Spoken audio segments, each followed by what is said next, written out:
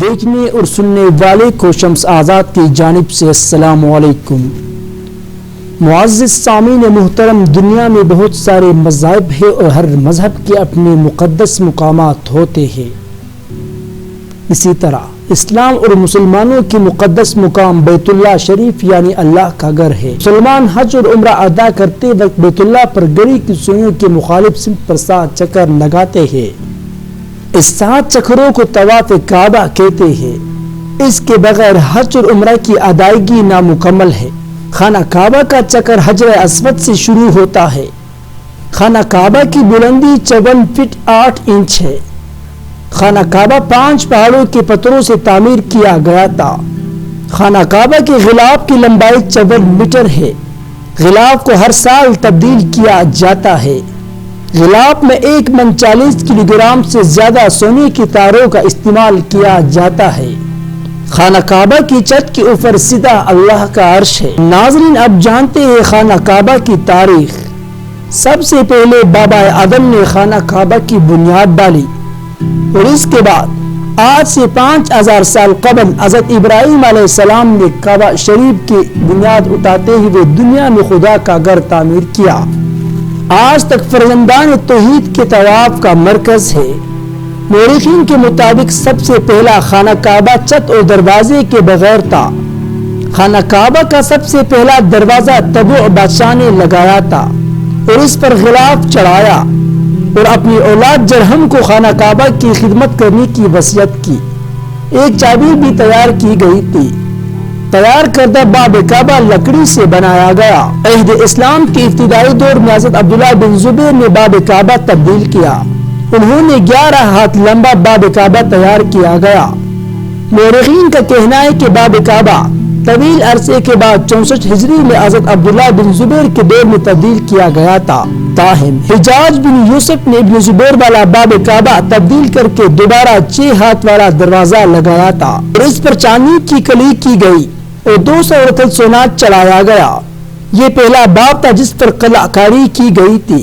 خانہ کعبہ کے پرانے دروازے آج بھی سعودی عرب کے شاندار تاریخی ثقافت اور تہذیب کی علامت سمجھی جاتی ہے۔ پرانے زمانے کے دروازے کے 2 پارٹ ہیں جن پر تاریخی فن تعمیر کے نقش و نگار بنائے گئے تھے۔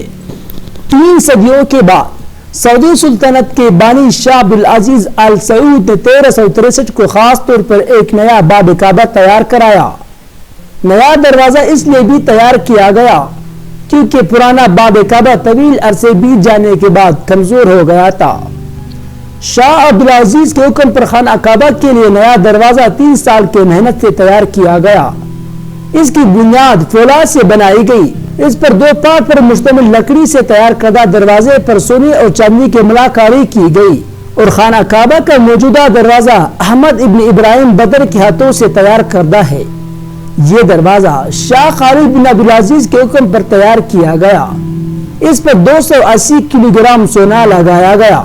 اس کی تیاری میں 10,43,020 ریال خرچ کیے گئے تھے، جبکہ سونا اس کے علاوہ ہے۔ اس کی تیاری میں مسلسل 12 ماہ لگے اور اس سے 1398 ہجری میں خانہ کعبہ کی زینت بنایا گیا تھا۔ خانہ کعبہ کے دروازے کو ماضی میں طویل عرصے تک کسی منظم ترتیب کے بغیر کھولا جاتا رہا۔ تاہم شدید بھیڑ کے باعث طرح لوگوں کی جانوں کو خطرہ درپیش ہوا، لہٰذا یہ امر اس بات کا متقاضی ہوا کہ اس دروازے کو سال میں صرف 2 مرتبہ کھولے جانے تک محدود کر دیا جائے۔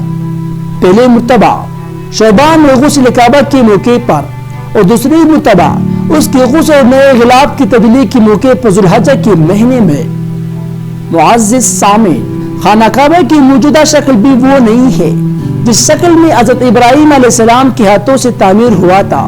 مختلف زمانے کے دوران بیت اللہ نئی سرے سے تعمیر کیا گیا۔ ان میں درجہ ذیل مواقع سامنے آتے ہیں۔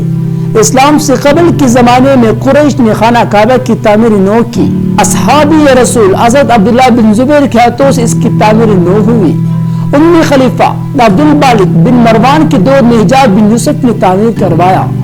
آخری مرتبہ خلافت عثمانیہ کے سلطان مراد چہرم نے 1630 عیسوی میں اس کی تعمیر کروائی۔ یہی ہے خانہ کعبہ کی موجودہ شکل۔